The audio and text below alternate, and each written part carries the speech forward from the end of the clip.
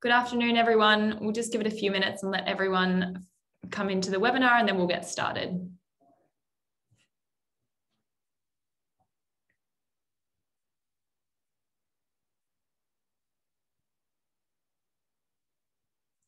For those of you who have joined our webinars before, feel free to jump in and let us know where you're joining in from the chat. And for those of you that haven't joined before, welcome. We'll get started in just a minute. You can use the chat throughout to say hi, let us know where you're joining from, and we'll get started in just a minute.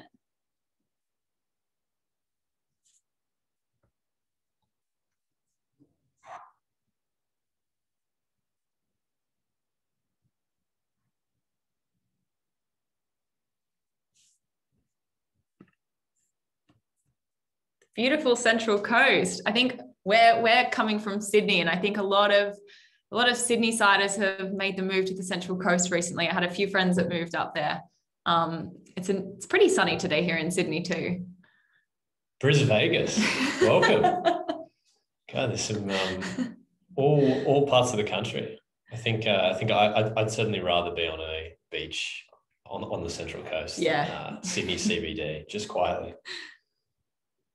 Yeah, we're finally back into the office in Sydney, which is very nice. I'll introduce Jack in just a moment, but he's just joined the team, so it's nice to be able to meet each other in person.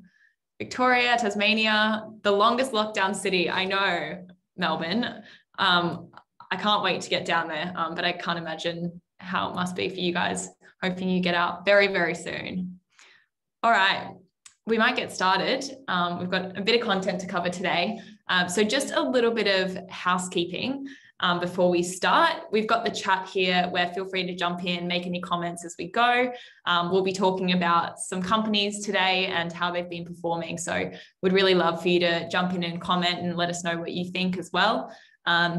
If you do have any specific questions throughout the webinar that you'd like us to answer, please use the Q&A function, which should be in the bottom right of your screen. That'll just help us to actually find those questions as opposed to general chat, which you can use the chat for. And I'd like to introduce Jack to everyone. Jack hasn't been on a webinar before with Superhero, but Jack joins us from Business Insider. So I'm not sure whether I'm sure you've read one of Jack's articles before. He's our content lead, and he'll be jumping in on webinars as well in future to give us some great insight about what's happening in the market. So I'll share my screen and we'll get started.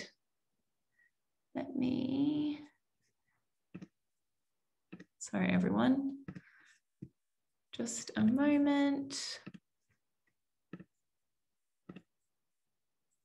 All righty. Can everyone see my screen okay? And just before we get into the content, a reminder that Superhero does not provide financial advice that considers your personal objectives, financial situation, or particular needs, and all investments carry risk, so please consider carefully before investing. Past performance is not indicative of future performance. We will be discussing some past performance of companies today and having a look at some companies that are about to report their earnings as well. So just keep in mind that you really do need to do your own research and that this isn't investment advice. It's just a look at the facts and the numbers as they are reported. Okay, so earnings, Jack. Now, as a business reporter in your past, I'm sure you've covered earnings many, many times before. Tell us a little bit before we get into the numbers and the companies, what actually is earnings and why do investors care? Absolutely. Well, I mean, hello, everyone. Thanks for joining us today, Wednesday lunchtime. It's great to have you with us. Earnings season, if you're not aware, is basically the time where, we're looking at the US today. So Wall Street 4 times a year will every quarter sort of draw the curtain back and show investors what's going on, how they're performing, what their revenue figures are, sales, profit, all of those things for the previous 3 months. So today we'll be looking at, for the last few weeks and for 2 more weeks still, these companies will be reporting on how they went for the 3rd quarter of the calendar year, 1st quarter of the financial year. And we can kind of really dig into whether they're hitting their targets, whether they're missing, And what they basically reveal during their earnings call tends to kind of move their stock price, move the company, and really kind of gives us an insight into where they're going. Yeah, sure. And it's all really about expectations versus reality, right? So in these meetings, companies will not only report their earnings, but they'll also give us a look towards where they think they're going to hit in the future. Absolutely. And then based on that point, when they next report, depending on whether they've hit that expectation, whether they've way over exceeded it, or whether they've seen some challenges that mean they haven't hit that mark, that will also impact where investors see the future going. Exactly. Yeah. So you can see, where there's some really impressive beats where they sail past those assumptions, past those targets. Companies can really pop off, and vice versa. So it's really just a great time for the market to check in with how those companies are tracking. Definitely. And we've got some market trends up here on the screen before we jump into individual companies. And along with earnings, obviously, there's a lot of internal and individual factors like product innovation or leadership and directorship that impact companies. But there's also a lot of macro, big, broad economic trends, also legal and regulatory trends, technology changes, things that are technically outside of a company's control that also impact their performance. So we thought we'd have a look at what some of those main drivers are at the moment, and then you'll see how that then has impacted companies as we go down into the list. So Jack, take us through a couple of what these major trends are that we're seeing in the market at the moment. Yeah, sure. So, first off the rank is around China. So basically, we've seen emerging markets sell off recently in the last few months, particularly from a Chinese standpoint. We've seen a regulatory crackdown. The Chinese government has intervened and cracked down on certain sectors in a way that we haven't seen for quite a while. So, for example, in July, they came out and said, or around middle of the year, they came out and said that private tutoring companies can't be for profit anymore, right? So these kind of large scale decisions that have sort of major implications. And sort of over the last few months, we've seen Chinese equities particularly sell off. There's been a few concerns around regulatory risk, and I think we can kind of dive more into that when we get to one of our companies on our list, which I know is Alibaba as well. Also, 2021 commodities have been performing outstandingly. Lucky for the Australian economy, iron ore, a huge driver, a huge contributor to our budget, which is sort of helping ease some of the pandemic-induced, economic fears. Global vaccination progress still continuing. Here in New South Wales, we're looking at possibly getting over 90%. Thankfully, places like New South Wales and Victoria, ACT as well, are now reopening after hibernating for a few more months. Hopefully, it'll be the last lockdown we see for a while, where, there's also spending figures. So we're looking at, I think sometimes we kind of forget how big the consumer is, right? And how big a consumer spending is. In Australia, in the US, they're huge proportions of the economy, right? So if consumers aren't spending, companies aren't growing, the economy's not growing, it has huge implications. And luckily, we've seen in America, in Australia as well, but particularly in the US, people have come back out and they're spending really strongly. Yeah, I don't know about you, but my spending has definitely gone through the roof in the last 2 weeks since we came out of lockdown. I felt like I had a whole lot sitting there and it all disappeared overnight, which is great. I justify it to myself by saying I'm supporting the local economy. So hopefully we do see that across the world, which will really help all of the companies. I think it's interesting. We'll look at quite a few tech companies today, and there's been some conversation around, would the tech companies actually perform considering that they'd seen so much growth throughout COVID? And as people, I guess, go back to the real world, would some of that drop off? And we're not actually seeing that yet, interestingly, and we'll go through that in a little bit more detail. But hopefully, everything sees a benefit and the whole economy benefits as part of this reopening.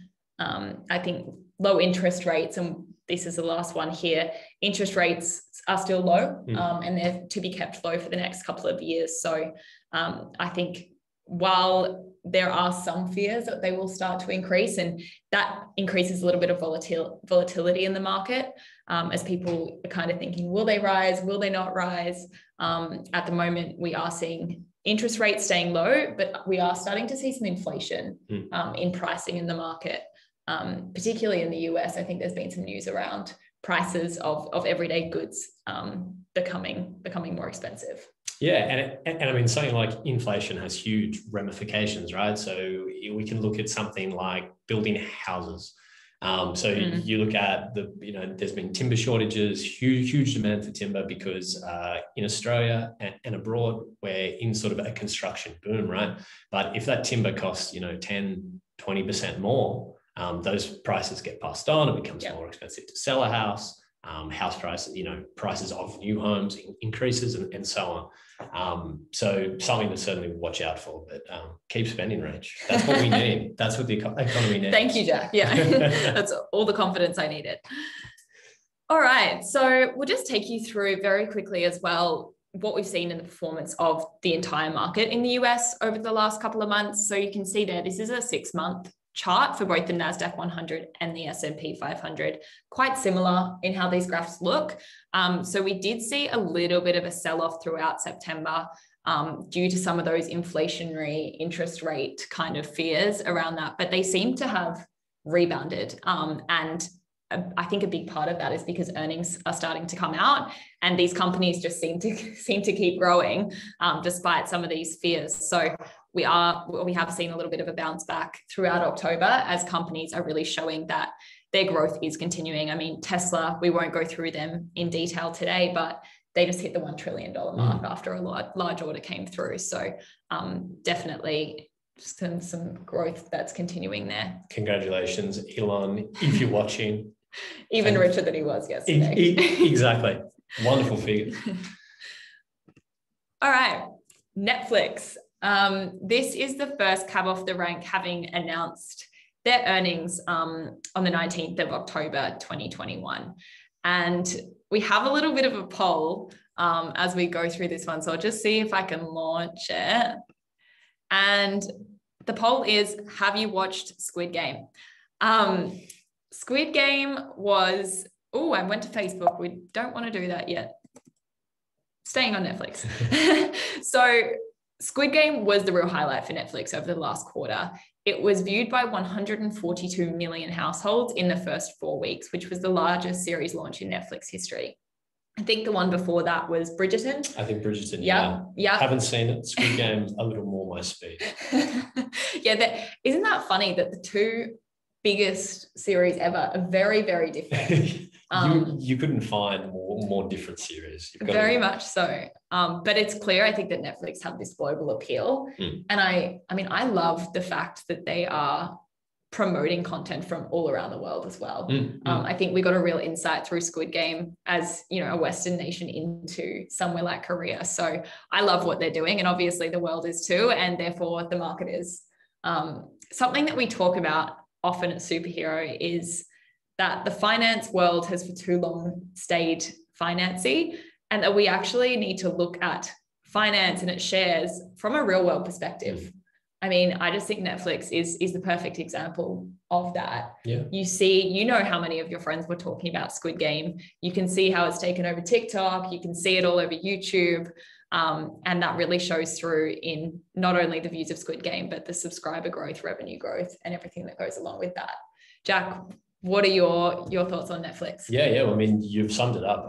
The big Netflix story from this quarter was Squid Game. You couldn't get away from it. The co-CEO, Reed Hastings, actually wore a green Squid Game jumpsuit on the earnings call. Like it's that much of a part of the last 3 months for them. Not to go on too much about it, but just to put it in perspective, because it can't kind of be overstated. 2 in 3 Netflix subscribers watched it.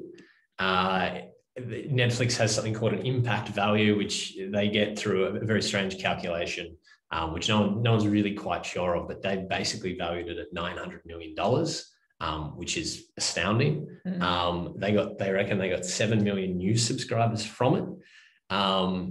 They're on TikTok, which is kind of a competitor. We don't typically think of TikTok as a competitor, right? We think of other streaming services, Disney Plus, etc. But on TikTok, there were 27 billion views of the hashtag Squid Game.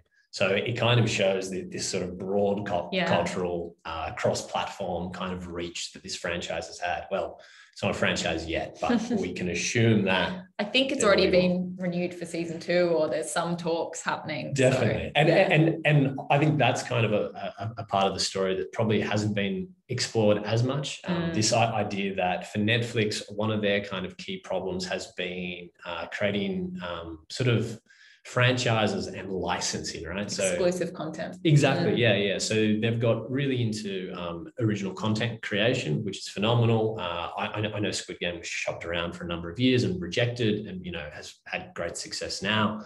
But one of the, I guess, disadvantages that Netflix has to, say, a Disney Plus is Disney Plus has these huge franchises, right? And the licensing business is a huge high margin game. So they can take a franchise people know and love, and there's so much you can do with that. You can have merchandise. You can license games. that out.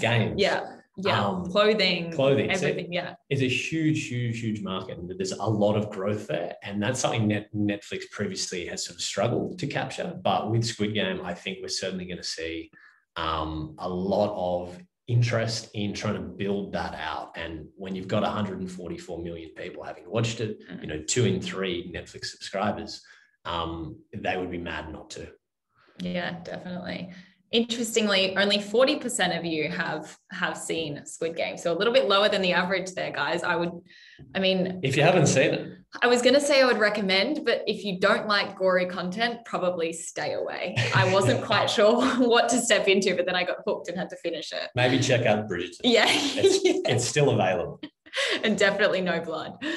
All right, next one, Facebook. Facebook announced their earnings on the 25th of October, so just a few days ago. Jack, what are some of the main factors that we saw contributing to Facebook's earnings and their 2% increase on announcement day? That's right. Well, Facebook, I think, is quite an interesting company when we look at sort of the ones we're watching today, right? So they have had kind of an extraordinary couple of years. Their stock price has doubled since March 2020, pre-pandemic. They're up but yet they're down 16% since September, right? And there's they beat their earnings estimate. They missed their revenue target slightly. So basically they have been on an absolute tear. They've sold off a bit recently. And now we're sort of starting to see a little bit of a bounce potentially. But there's kind of sort of 3 big factors at play with the Facebook story. The first is we had the Facebook papers. Yeah. So we had a whistleblower, Frances Haugen, come out. She's basically leaked a lot of internal documents that haven't shone so well on Facebook. Regarding, she alleges a culture of profit over people. There's sort of, she's alleged, the company was aware of harms and hasn't done so much to deal with it.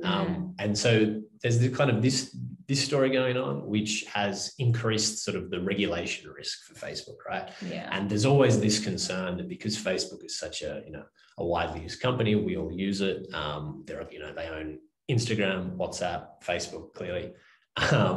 And there's this sort of worry that do they have too much influence? And with that comes regulatory risk. So we'll see this again with Alibaba when we get to it. But in the US, you've got executives facing Senate inquiries. You've got her testifying. And there's, some opponents would argue that Facebook have argued actually that Facebook needs to be broken into smaller companies to make it more manageable. I'm not sure whether that will ever happen, but it's an incredible risk for the company. And you can see that their stock price moves accordingly, right? So clearly they've impressed the market. Stock price has done very well longer term, but there are sort of these short-term risks for them, I suppose you'd say.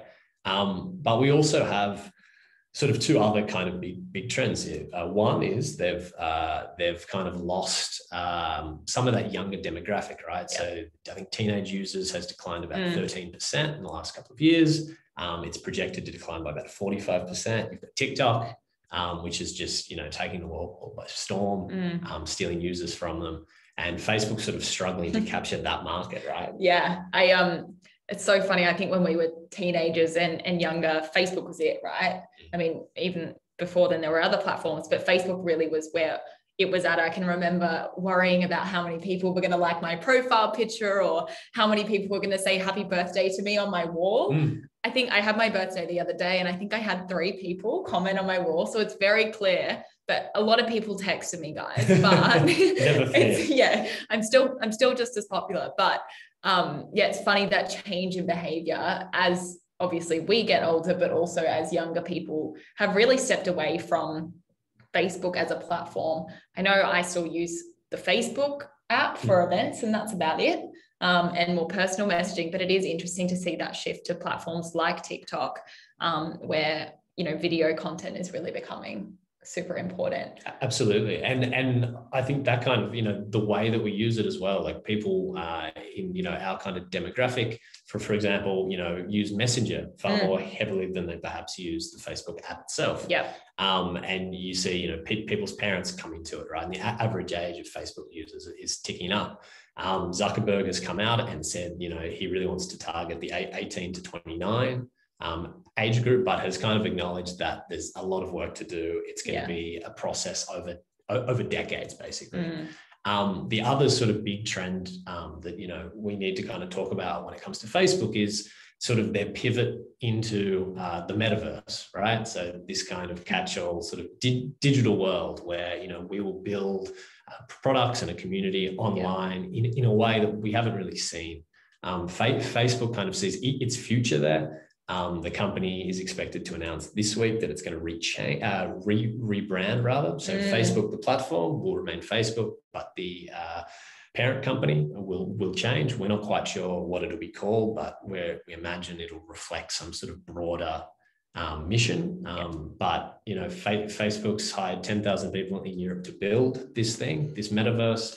And they see a real future in, things like VR, artificial reality, and the hardware that goes with that. And that, I think, is really where the company sees its future. And you can imagine when you look at these kind of problems with the old existing platform, you can kind of see why. Totally. And at the end of the day, where does Facebook revenue come from? It comes from their ads at the moment. So I think it's all about for them, how do they diversify their revenue beyond just ads on Facebook, and how do they provide new ways for people to engage, and whether that's that they're shopping, whether that's that they're communicating with their friends, and a range of other different activities, bringing Facebook to more of people's lives. I think really it's something Apple have done extremely well in terms of creating that ecosystem that's really locks you in as a customer. So I think Facebook are probably looking to do something similar in a different way. It's funny that you mentioned Apple, because they've brought in privacy changes, and you're seeing that those privacy changes actually hurt a lot of social media companies. Snap had a sell-off last week. Facebook, it's kind of hurt their advertising revenue because they can't target users the way they used to. And that sort of is a longer-term problem for how these platforms can sell marketing, basically. And just another example of how Apple really does have that control over not only their own revenue, but also impacting the world.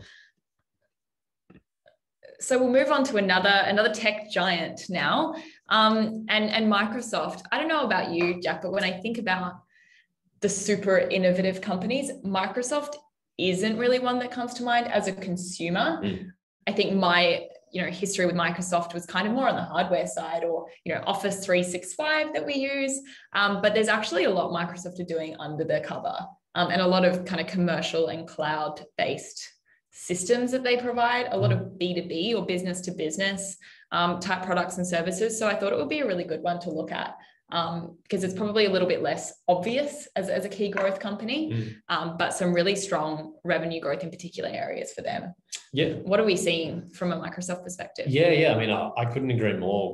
We sort of forget about Microsoft. I think it's not as, I think Apple has done wonders in terms of marketing itself as that sort of consumer friendly, cutting edge, intuitive kind of brand. And Microsoft, I think with like legacy products, we sort of can tend to forget about them, but we're talking about, a $2.3 trillion company. Billion would be nothing, pocket change to these people, but huge amounts of other huge businesses that sometimes we don't think of, right? So the cloud business, for example, is massive, and again, they have their own ecosystem where we're talking about software, hardware, cloud computing.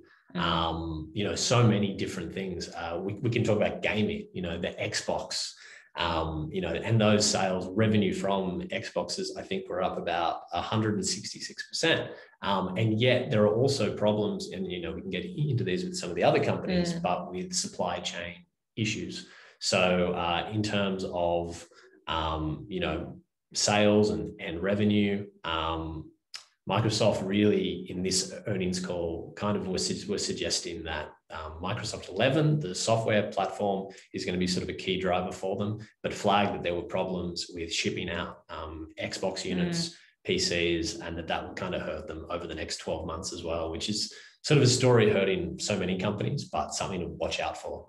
Yeah, I think any company dealing with any hardware or physical product that needs to be manufactured overseas, particularly, has definitely seen this slow supply chain and some issues there, but hopefully it won't be long term. I think luxury cars is another area, particularly in Australia. Don't know whether anyone's tried to buy a car recently, but I've heard that there's a lot of delay in getting a lot of cars to Australia. So I think the same thing could be said for some computer hardware and personal computers and things like that. Exactly. But interestingly, revenue growth is the fastest since 2018. So 22% it grew by. That was sort of largely driven, by things like their business unit, which is Office, Microsoft Office 365, LinkedIn, cloud computing, Azure. That part of the business still performing really, really strong. Definitely. And I think the work from home trend would have helped them. I know a lot of companies use Teams as well. So that's definitely set to continue throughout the rest of this year and beyond. Now moving into still tech, but a little bit different, into the e-commerce space.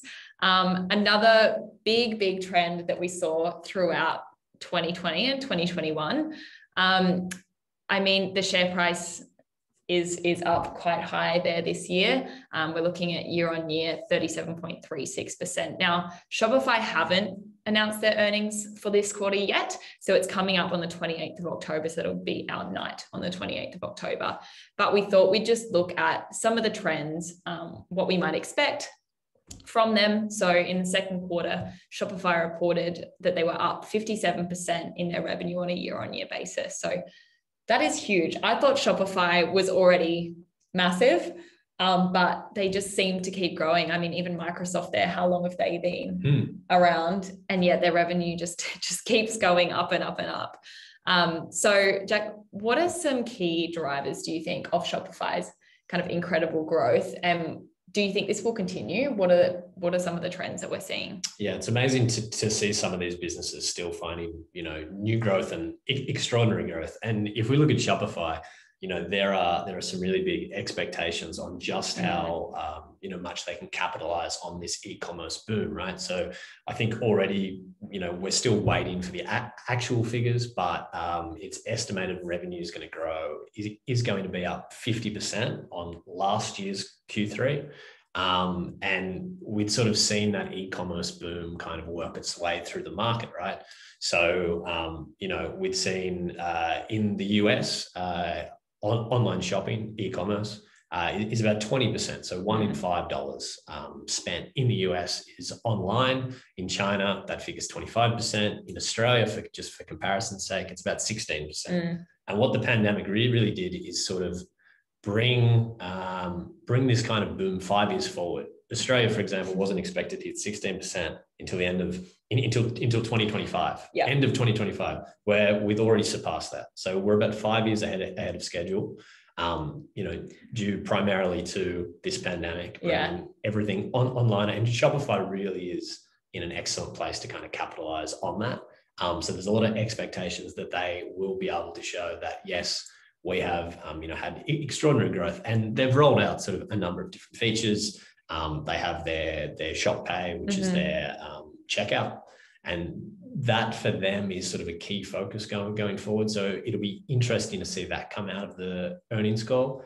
They want that to be essentially kind of a ubiquitous online checkout where, no matter whether you're a Shopify customer or not, merchants will go through their platform. So you've seen on the screen there, we talk about integrations with Microsoft and Oracle. We also have them with Alphabet and Facebook, so Google and Facebook, where if you're a merchant who's not a Shopify merchant, you can still go through their checkout.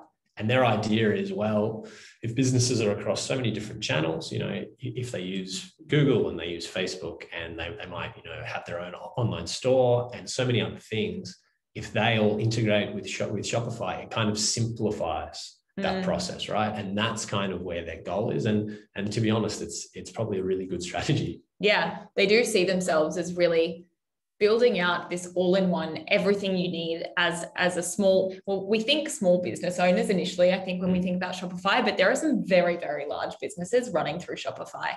And not only does that get them subscription revenue, but like you spoke about, Jack, the whole payment space is crazy at the moment, whether we're talking about buy now, pay later, whether we're talking about credit card companies and how they're innovating, the likes of PayPal. And I think while payment companies have owned that space, we've got the likes of Shopify. We know eBay did this recently, where they're actually pulling back and bringing the payment system back into their own ecosystem. So they're not allowing another company to grab a piece of their revenue. They're actually building their own payment capabilities to make sure that they can capture as much of that revenue from their customers and own their customer from end to end. So really interesting there, the scaling of that payment system, and also their move into in-store. I wonder if anyone can jump in the chat. Let us know whether you prefer to shop in-store or online. I am very much a hybrid mix. I think when it comes to discretionary spending, I love to browse in store, but then I'm a bit of a hustler when it comes to shopping, and I'll go and find it cheaper online. I used to work for eBay, so I know where to find the best prices, but old hand. I definitely like a mix, and I see my shopping experience as very flexible and modular throughout, depending on how I'm feeling, whether I have time, whether I want to go and enjoy the experience, or whether I just want something delivered to my door straight away. And so I think Shopify moving into this hybrid model as well is really smart for them. I mean, we've seen Amazon creating stores in the US as well. So going from traditional e-commerce to actually having a physical presence. And I think this trend will really continue. Yeah. I mean, I think that's a great point, talking about whether, it's not an all or nothing game, and we'll get into this with work from home, for example, but the fact that, people have been online shopping in lockdown, but there is sort of probably, a desire to get into stores, to look, to feel, to compare. And that's probably not going away. But the idea that if in Australia, 16 cents of every dollar is spent online, could that grow? I would imagine absolutely. Yeah, really interesting with e-commerce there. Now, bringing it a little bit closer to home, we have Atlassian. So Atlassian was founded in Australia quite a few years ago now, but has seen some incredible growth this year. I think, its founders, I always see that they're snapping up another property every 2 days, it seems. But they've also had some kind of personal news around climate change recently, which has been awesome to see, really leading the charge there. But Atlassian as a company, I don't know how many of you actually know what Atlassian do. I think the Atlassian brand is very, very strong in the business world, maybe a little bit less from a consumer perspective, although, Scott and Mike are very much seen as, big when it comes to Australians really seeing success internationally when it comes to business. But the Atlassian brand saw 30% revenue growth in the last quarter, and they're due to report their next earnings also on the 28th of October. And that last quarter, their share price jumped 31% in one day. So you can see that there on the graph. You can see in July that it just went from strength to strength. And their revenues are expected to be around the 27% year-on-year growth as well. So Jack, tell us a little bit more about Atlassian, kind of what they do, and where some of the growth might be for them in the future. Yeah. So, I mean, I think you've hit the nail on the head. We sort of know about the Atlassian founders. They are a great Australian success story, but due to them making business products, and B, them being listed in the US, we do tend to forget a little bit about the company. Atlassian basically create project management tools. Jira is kind of one of their core products. A lot of developers, a lot of big project teams will use it, and it's kind of worked incredibly well for them. They were sort of ahead of the curve in many ways, and they've been around for quite a few years now. They've done extraordinarily well this year. I mean, year to date, they're up about 83%, which is pretty extraordinary for a company that is worth, I think they're worth about $107 billion, which is, for an Australian company, I mean, absolutely enormous, right? Afterpay, for comparison, is about 39 billion, or at least that's what Square valued them at, US dollars. And they've clearly benefited from this work from home phenomenon that we've seen, right? Every office kind of shutting down for at least a few weeks. Many more, our poor viewers in Melbourne would know that many months more. But again, we can kind of look at it in a similar way to e-commerce, right? Like where do we think the work from home trend is going? Do we think that we're all going to go back into the office 5 days a week? Will it be a few days a week? Will it, be not at all? Probably something in between, might be the case. But that sort of rise of hybrid work, right, is sort of incredibly valuable to Atlassian. And the other sort of big product that they're moving into, which I don't think really gets talked about as much, is cloud. So the Atlassian cloud product, that for them, I think as well is, something that they're focusing on. And as we end up with these kind of hybrid teams, people working remotely, that is going to be a bigger and bigger factor for the business and for sort of, businesses in general. And I think, and just to kind of give you just sort of a high level overview, they've got about 230,000 business customers. The likes of like NASA uses them, Airbnb. So really an enormous kind of companies are starting to adopt them. It's a really interesting trend I've seen actually in reports recently, is this trend around how many customers a business has that are spending over 1 million. I'd never really seen that before the last couple of months, and I've noticed it particularly in these big software companies. They're now not only reporting on their total number of customers, but that metric could be anyone who's spending $100 to anyone who's spending $1 million. So they're actually starting to report on how many of your customers spend over $1 million a year. And if you can increase those kinds of customers, you're set, right? You're laughing. Yeah. And I mean, for Atlassian, one of the sort of key metrics or one of the key discussion points is they've had extraordinary growth, but when are they going to break even? So they're still operating at a loss, like a lot of sort of big high growth companies do. They lost in the realm of about $700 million last year.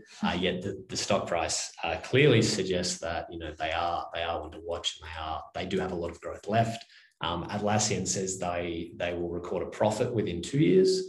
So in this quarter, I think there will be increasing interest in the progress that they're making towards recording a profit. So that's something to watch for sure. Definitely. And really for these tech companies, it's all about how can you scale quickly, grow your business, not only grow it, but lock in those customers. And then once you've kind of got that locked in, it does allow them to potentially reduce some costs to start to bring that ratio back to that break-even point. Exactly. So it'll be interesting to see if they are able to do that in the time they've set. And the last one we're going to talk about is Alibaba. Oh, sorry. Something in my throat. Not a fan. That's a self-brand. So Alibaba, now not a company that is founded or operated from the US, but one that is listed in the US. So you can invest in Alibaba through Superhero or through other platforms that offer US trading. And they are also announcing their earnings on the 28th of October. So a big few coming up on the 28th of October.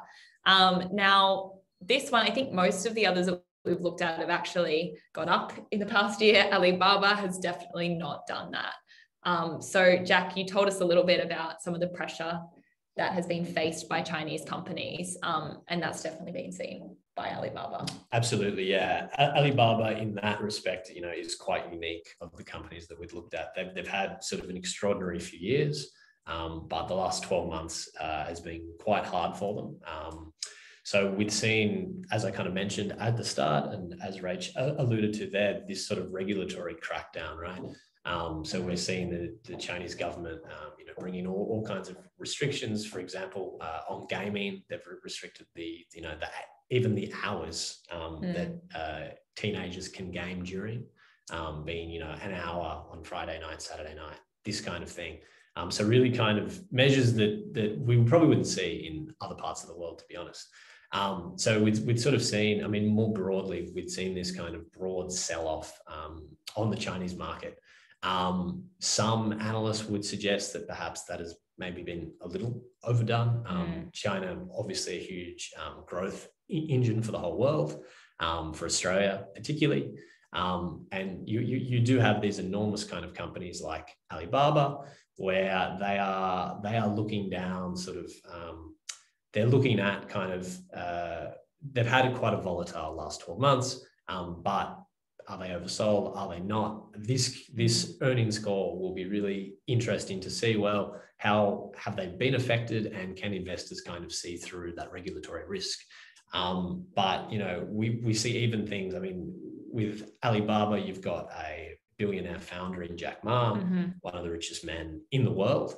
And, he hadn't been seen for a few months, and there were concerns, and then he appears in public and their share price pops off, right? Yeah. So a really interesting type of risk associated with Chinese companies. But it'll be interesting to see whether investors kind of see through that and maybe see a bigger growth story for China. And certainly with a company like Alibaba, which has its fingers in so many pies, it would be it will be interesting to see how they go this quarter. Yeah, it's a really interesting one. I think people definitely aren't afraid of Alibaba as a business. They're profitable, their profit is growing, their revenue is growing even more.